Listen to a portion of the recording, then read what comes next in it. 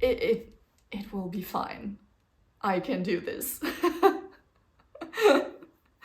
This is not going to annoy the ever-living shit out of me.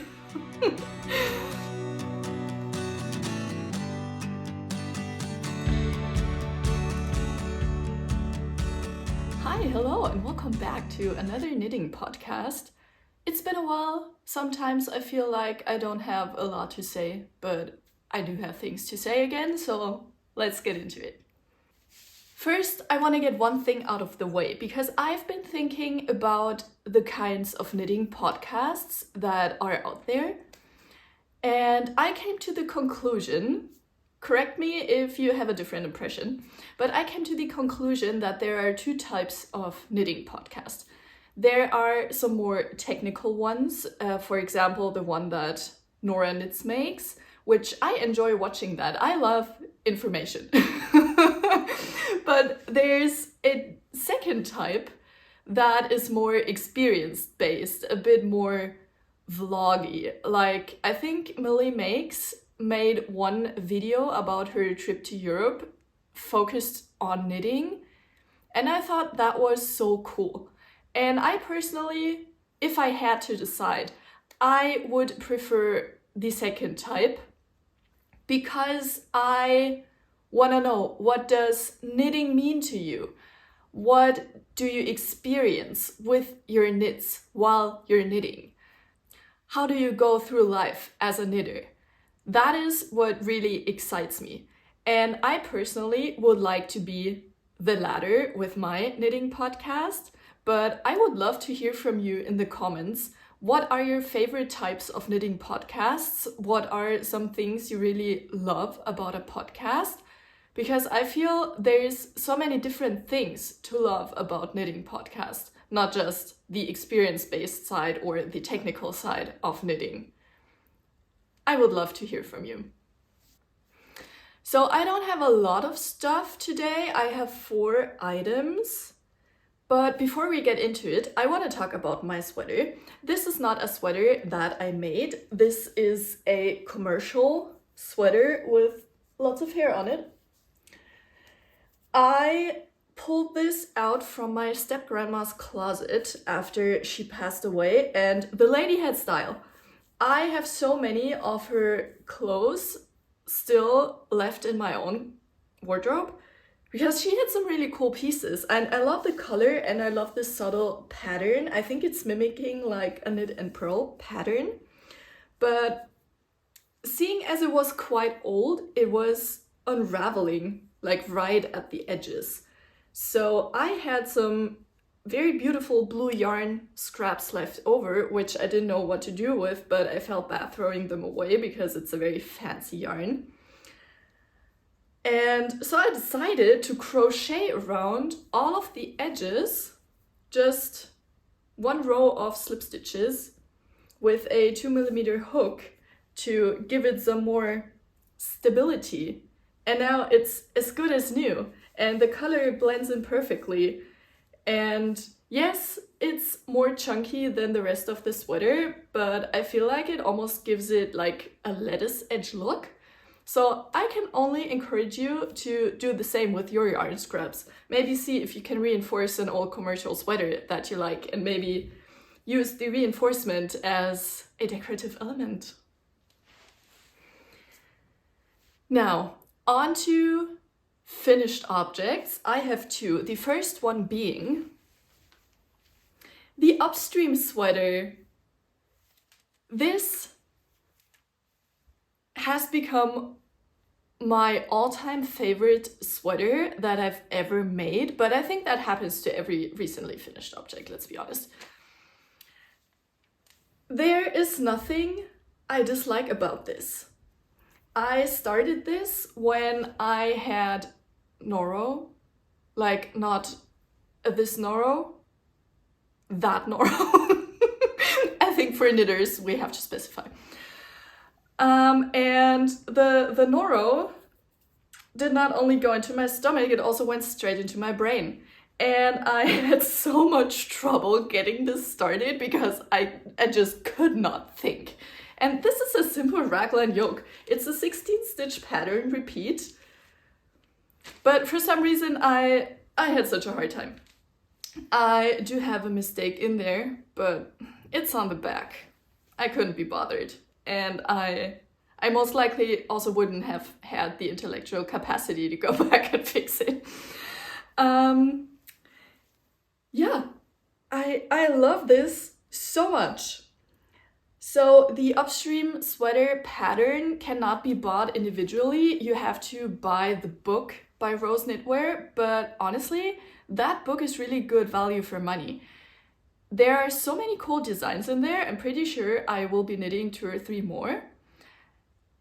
And considering that one knitting pattern costs between 6 and 8 euros, paying 15 euros for the ebook version really isn't that bad. That's 2 knitting patterns. So if you've been looking at that book, I recommend. I think you should check it out. And this is a very simple raglan construction. And I have to say, the knitting style, the writing style of that pattern, it really wasn't for me. I tend to like patterns that give you a lot of context, so you immediately know where you are and why you're doing what you're doing. And I like charts for that reason, so I can always know where exactly I am in the big picture, and I can always refer back to the big picture, so I can know what to do next and to kind of estimate whether I'm doing the right thing or if I consciously decide to do the thing that is not right, what kind of impact it's going to have on my finished piece. And Rose Knitwear, she writes her patterns like stitch by stitch. And usually I can just look at it and I roughly know what's going on and then I do my own thing. But for the short rows, that really gave me trouble. Because she wrote stitch by stitch, as I said, and she had you go like 80 stitches and then turn. So I had to count how many stitches she had written out, and then I had to just, like, I thought to myself, okay, I'm just gonna go these 80 stitches and then I'm gonna make my turning stitch. And there are, I think, like 7-ish short rows in there. And every single one, from how I saw it in the pattern, the turning stitch was always in the same place, which I've never seen that before. Like usually you make a turning stitch, then you go all the way back, and when you come back to the place where you've previously made the turning stitch, you go past the turning stitch by like 2 or 3 stitches, and then you turn again. And her turning stitch was always in the same place, so I'm not sure if I just did the math wrong in my head, or if that was on purpose, but the fit turned out fine. When I got to the short rows, I decided to just ditch the pattern and just do my own thing, and it seems to have worked out fine. So overall, very, very happy. If you have been eyeing this sweater, do it, knit it, make it. You're gonna love it. The yarn that I used is Sandnes Peer Gynt in the color Perfect Purple from the Petite Knit collection. And I'm also very in love with that color. At first, I thought Peer Gynt was somewhat overrated because the yardage is super short. I think you get like 90 meters per ball. But the price also isn't too crazy. I think one ball is like 5 euros, 6 euros, something like that. And I used exactly 9.5 balls of yarn for this. I was really trying my hardest to use up the last half ball, but at some point I couldn't justify using up more yarn because then the sweater would have gotten too long. And I don't like a sweater that is too long. Yes, but the Peer Gynt has really grown on me. It's a bit more on the scratchier side, but that's what I like in yarns. I don't like these super soft, slippery yarns. And once you wash it, it actually gets a lot softer. So that is one thing to know. I should stop groping this sweater. Let's move on to the next finished object. So the next finished object is the Maggie Vest. Oh, that's a good color match. This is a pattern by Petite Knit, and as Petite Knit patterns go, this was a hugely uneventful knit. The only thing that kind of tripped me up was picking up for the shoulder. So you first make the back yoke and then you pick up stitches to make the shoulder. And like any designer's directions on picking up for the shoulder usually trip me up. I don't know what it is with my brain. But once I discovered that I had picked it up from the wrong side, I just ripped it out and did it again. Not a big deal. The yarn is some hand-dyed yarn from Hungary, which I bought at Munich Knits in December. And I held it with Myogarn Pearl Mohair, and that combination is so incredibly soft. It feels like a cloud. It's actually one of the softest things I've ever made, and it's also very warm. At this point, I have accumulated quite an amount of sweater vests. I think I have 5 at this point, and I still haven't found a great way to style them.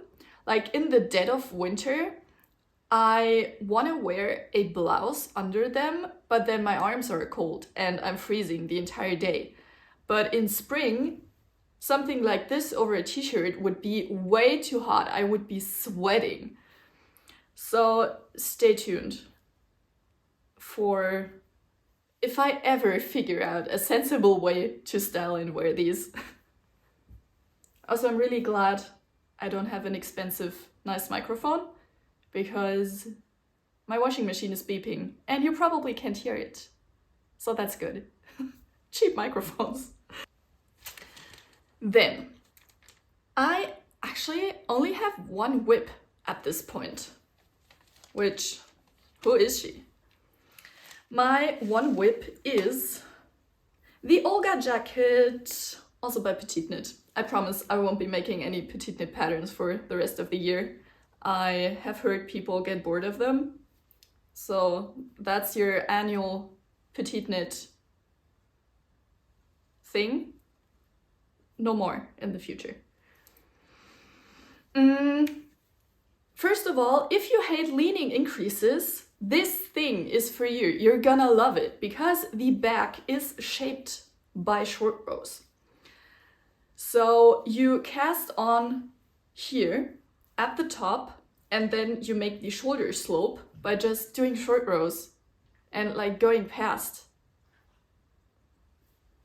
Wait, yeah, that's how you do it. And I thought it was super smart. I didn't have any feelings about it. I don't care if I'm doing leaning increases or short rows. It doesn't matter to me. I do not have a preference in that regard. And surprisingly, that is one aspect of life where I actually don't have an opinion. Yes, the yarn. This is half of a sweater that I unraveled. So the purple yarn comes from the very first crochet sweater that I made, and it being the very first, it wasn't very good.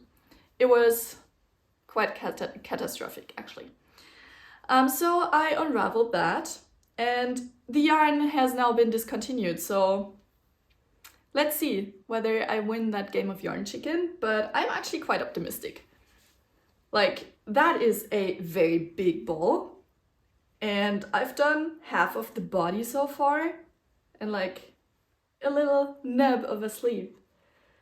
And my plan is I'm gonna knit as far as I can with this, and then I will be saving some to make the collar and the button bands so that all of that can be uniform. And there is a color in Double Sunday by Sandnesgarn that is very similar. You can see a difference, but I think like the amount of stripes and busyness that are going on in this, it's gonna cover up the minor difference in purple between the two.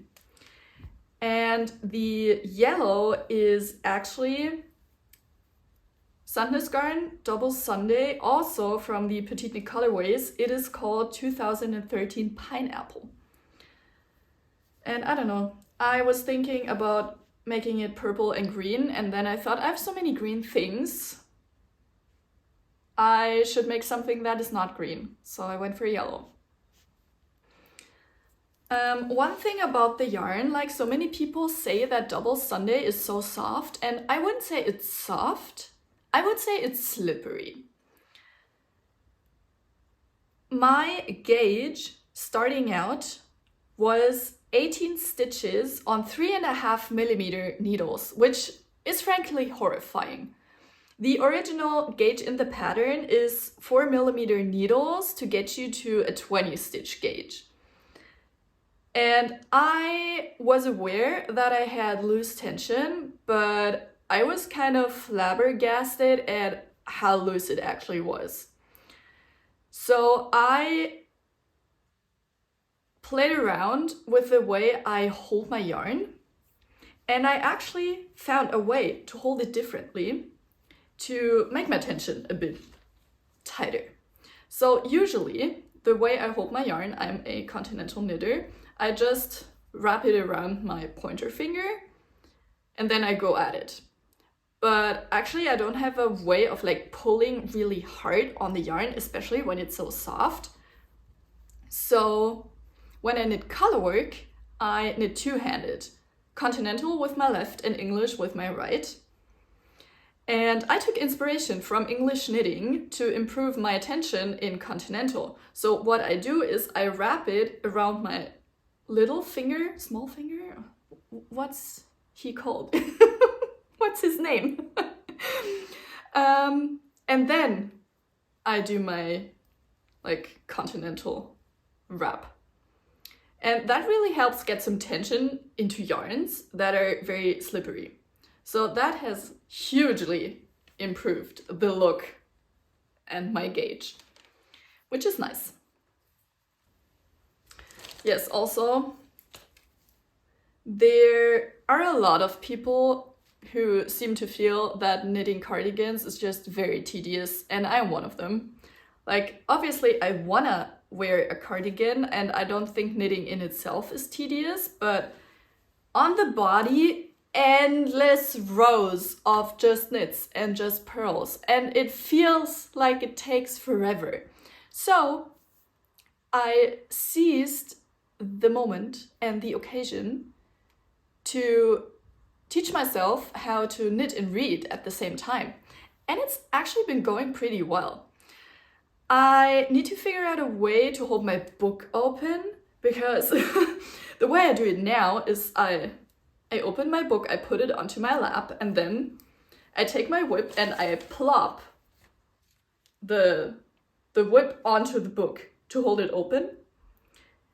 But the whip covers up the bottom of the page. So when I get to the bottom of the page, I have to move my whip out of the way, and then my book falls closed.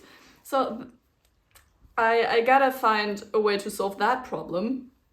But knitting and reading at the same time has actually been going pretty well. I can knit and purl while reading, while not looking, which is really cool. I actually find purling without looking much easier than knitting without looking. Let me know whether you're able to knit without looking, and if you can even purl without looking. I'm interested in the percentage of people who are able to do it, and people who say, I don't want to be able to do it for reasons. But basically, the way I do it is I completely go by feel for tension. When I insert my needle into a stitch, I pay very close attention to how the tension is, so that I can tell whether I'm inside the stitch or outside it, and whether I'm inside the stitch correctly. That takes a bit of time and a bit of practice, but it's not too bad, honestly. And then for knit stitches, I can just go and for purl stitches, I wrap my yarn like upwards around the needle, which is the conventional way to do purl stitches. Some people do, I think, the Oriental purl, where they wrap it from the bottom and just push the stitch through the old stitch. But I do it the conventional way now, and that actually helps me. Like, I use my finger to guide the yarn around the needle anyways, and since I just need my finger, I can do it without looking. So that's how I knit without looking. And it's great. I used to be such a huge reader. Like, as a kid, all I used to do was read. And I think in 2020, I managed to read 100 books in 1 year. Like, given it was lockdown, and that made it much easier. But I also had a very horrible job, and I was very depressed, and I didn't want to exist in reality. That also helped. But that was so cool. I think 100 books a year is a little too much for me, because I can't sit and think about the thing that I've just read. But I think like 50 books would be the sweet spot for me. And I want to read more. Like, I think last year I read 15, 20 books, which now thinking about it is a lot, but there's so many good books out there. I want to be reading them. I don't want to miss out. I get FOMO when I don't read. So I'm very happy that I can combine the two of my hobbies. And then one last thing for future plans. I will be going to Scotland next Monday. I am so excited, and obviously I am gonna need a travel project. And I didn't want to bring this because it's quite big and the one ball of yarn is super big and it has 2 colors, and I don't want to be carrying around 2 colors that get tangled, so I decided to make a thing with 4 colors so I can carry around 4 balls of yarn to get tangled. Yes, but I decided to make the Tombow tee. I mentioned in my spring knitting plans that I want to make a tee with a polo neck, and also I want to make a tee with like very skinny stripes. And there was one pattern that I looked at, was it the Road Tripper tee? And that doesn't have an actual polo neck, it just has like a neck with a button placket. And one thing that I didn't want my polo neck t-shirt to have was a button placket, because I felt like it didn't fit in with the big amount of tiny stripes. So I had a look at polo necks, and I really like the look of Spectacle Strick's stripe overload polo, but that has a bit of a bigger gauge. I think it's around like 21 stitches, which for me personally would be too thick to wear it in summer, even if I made it in cotton. And also it's a raglan, and I don't love how raglans look on me. Like, I'm not round, at least that's what I think, but I want my shoulders to like stand out as the angular thing that they are. So I usually gravitate towards drop shoulder constructions, and also I love a good saddle shoulder. And the Tombow tee, I think, is a mix between a saddle shoulder and a raglan. You first make a saddle and then you go down with raglan increases, which for me, that's not perfect. I would have preferred this to be like an actual drop shoulder or like a pure saddle shoulder construction, but it is what it is. I do not feel like figuring out my own pattern while I'm traveling and trying to look at things and take things into my brain. So that is what I will be making, and I will just be making a polo neck instead of the regular collar. And I won't be making like a slit down here with a button placket. We don't need that. I just want the polo neck and nothing else. The yarn I ordered is by BC Garn. The name is escaping me. It should get here today or tomorrow.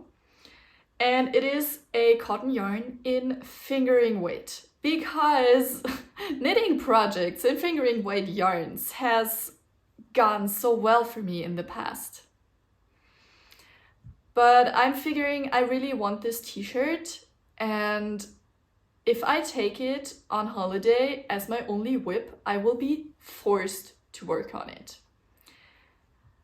It is, I believe, a 26 stitch gauge, and Florence made it on 3mm needles. So for me, that means even with my improved way of tensioning my yarn, I would have to go down to a 2.5mm needle. And I'm hoping, since a lot of the tea is gonna be knitting in the round, it will be fine. It will be fine. I can do this. This is not going to annoy the ever-living shit out of me. So yes, I will be taking that on holiday, and I'm really excited. I love the color combination that I chose, and I really hope I can get this finished, because I feel like this would be such a cool summer piece with just like some denim shorts or stuff like that. Nice. Also, since I feel like this knitting podcast isn't super long, a lot of people talk about their non-knitting related interests at the end of their podcasts. And I feel like people who knit are also people who have a whole bunch of hobbies. So I'm asking a lot of you today, but I would also like to know, is that something that interests you, or are you just here for the knitting? I was talking to someone on Instagram because I was talking about how I got my nails done. I got gel nails at the nail salon. I put regular nail polish over them because they're quite grown out at this point. But I did get some like gel stuff to do my own gel nails at home, like proper full-on gel acrylic type shit, not just gel nail polish. Because I am a huge nail biter. I have been all my life. Maybe that is too much information, but I bite at my nails and my cuticles until they bleed. And it's not a good look to walk around with bleeding hands. Also, blood gets on your clothes and it's hard to get out. So, gel nails are actually the only way to get myself to stop. Because like stopping a habit that is so deeply ingrained in you takes a lot of mental capacity. And when you're an adult and you have a job and sometimes you have stressful things going on, it's easy to fall back into these habits. I can only imagine how hard it would be to quit smoking and stuff like that. So yes, just obstructing the way onto my nails is the easiest way for me. So I've decided to do my own gel nails in the future. And I actually used to be a huge nail art girly. I actually used to have a nail art account here on Instagram back in like 2016. I can show some picture. I'm not great at drawing, but for some reason on my nails, because they're so tiny and you don't have a lot of space to fill, it works. And I had a lot of fun. So yes, I will be doing my own nails in the future. If you're a nail girly too, I would love to hear from you. And other than that, I would like to train for a 10K in summer. I did run pretty regularly the last few years, but back in October, I gave myself the most horrible shin splints. I did a progressive long run where you pick up your pace every 2 kilometers.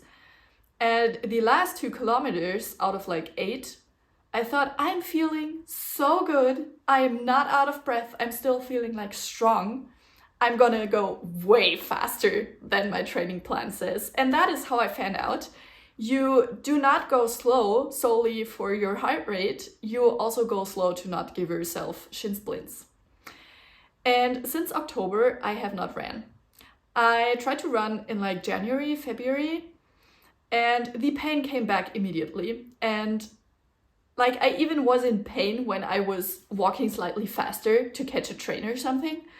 So I gave myself some more time, and I have been back into training for like 2 weeks. I'm taking it very slow. I'm running only once per week. I have done 3K and 4K so far. And the 4K went really well. At first, I thought I overdid it with the speed again. Like, maybe I should go into sprinting because I just like to run fast. One of my favorite things in the world is going outside on a Sunday morning when the sun is just up and the forest is still misty, and then just crash through the underbrush like the wild boar that I am inside. That brings me so much joy, and I want to attempt and train for a 10K in summer because I would like to run that with a friend. And other than that, reading. I have a bunch of books here that are loosely on my TBR. I'm currently reading a nonfiction book. Nonfiction has really doing it for me lately. I read Turn This Ship Around by a guy who used to be the main officer on a nuclear submarine for the US Army, and it is a lot about leadership. And I felt like the leadership lessons in that book contained a lot of basic common sense. But it was still very interesting to hear how like management structures and leadership works in the army, because I've never been in the military. I know a bunch of people in the military, and it's a whole different world. I work a creative job. I can ask my boss, literally, like, are you stupid? And he's not gonna be mad at me. And that is how stuff works in agencies. And I actually haven't been micromanaged a lot in my life, but when I am, it really triggers me. It triggers me so hard. But I'm not a micromanager myself, and I'm trying to just like improve my knowledge on leading people and helping people become better at what they do. I think that would be a good thing for anybody to do who has some sort of employee working under them. There's so many bad managers out there. I myself have had a bunch. But yes, I read that. I think I gave it like 3.5 stars. I will also be linking my Goodreads in the comments if you want to connect on there. And at the moment, I am reading a nonfiction book as well. It is in German. I'm gonna see whether I can find out whether it's available in English as well. But it's called Wir waren glücklich hier. And it's about what happened in Afghanistan after the US Army pulled out in 2021, 2022. It is a German journalist who lived in Kabul for a very long time. And he actually managed to make his way into Kabul when everyone else was trying to get out because the Taliban were taking over. And it's so interesting, all of the like political dynamics. I'm also very interested in like international security. I find it so fascinating. Like, just when a man is in a bad mood, he starts a war. That is mind-blowing to me. So yes, I'm halfway through that book, and I have also one book that I would like to take on holiday with me. It is the autobiography by Angela Merkel, the German chancellor. There are a lot of people who do not think very highly of the kind of politics that she has done, and in parts I can see why, but I spent my entire life almost growing up under the chancellorship of Angela Merkel. I think she was elected like, I don't even know when. I was very, very small. Like in the 2000s, is that correct? And ever since she has not been chancellor anymore, I miss her. I miss her so much. She's just this beacon of like calm and common sense. And yeah, so I want to know about her. I think Her career, her very long career in politics, especially as a woman, it is so fascinating how she got to the place where she was. And that book has about 1,000 pages, I believe, so that's gonna be a honker to get through.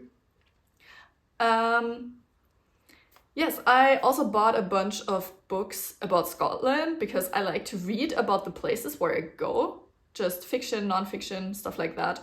And there is one book called Duck Feet, and it is written in Scottish English, and I wouldn't say my English is super bad. I can get on with like accents and dialects to a degree, but seeing a dialect written out in a book, like that is a different kind of thing. I grew up speaking a dialect of German myself, and there are some people whom I text with in that dialect, and that's okay because obviously that dialect is my native language. High German, Standard German, is actually my second language. I am not a first language German speaker. That sounds so wild. Yes, so that is very hard to get through, honestly. I might postpone that. And other than that, I've been obsessed with reading about the Soviet Union. I read one fiction book, Your Presence is Mandatory, about someone who went to war for the Soviet Union, and then he got into, like, he became a captive of war, a prisoner of war, and he made his way out, and all of the propaganda that they fed to people in that regime is just so twisted. That was a very fascinating read. And yeah, I have a bunch of other books, like there's Hope Against Hope by Nadezhda Mandelstam. Like her husband used to be this very famous poet, and he wrote poems where he made jokes about Stalin, and Stalin did not find the jokes very funny, surprisingly. So he put the poet, whose name I've forgotten, into the gulag, and the wife threw all of his poems away, but she remembered all of them by heart. She did not want anybody from the regime to find any physical proof that these poems existed, to not get them into more danger. I want to read that. I've started reading that. And also there is another book by Alexander Solzhenitsyn. He is quite controversial as a figure because I believe, I hope I'm not spreading fake news here, he used to be Ukrainian, but within the people of Ukraine, there are some people who believe that they should belong to Russia. So the exact opposite that everybody in Ukraine is actually fighting for today. And I don't think Ukraine should belong to Russia. So that is why some people consider him controversial, but I'm pretty sure he's dead. And I found that book in my grandparents' bookcase, so I did not give like any money to his ancestors. No, I did not give any money to him or his family or something like that.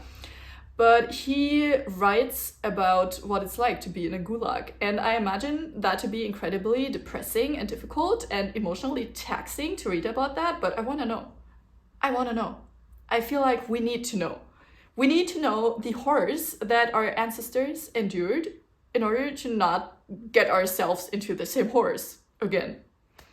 Which I don't think that has been working out very well here in Germany, but I'm still trying. I'm gonna keep trying. Yeah, that is my depressed Soviet girl literature reading list for the summer. I hope that was at least a bit entertaining for you. And I hope you have a great rest of your day. I hope spring is soon coming to where you live and you can enjoy the sun. Have a good day. Bye.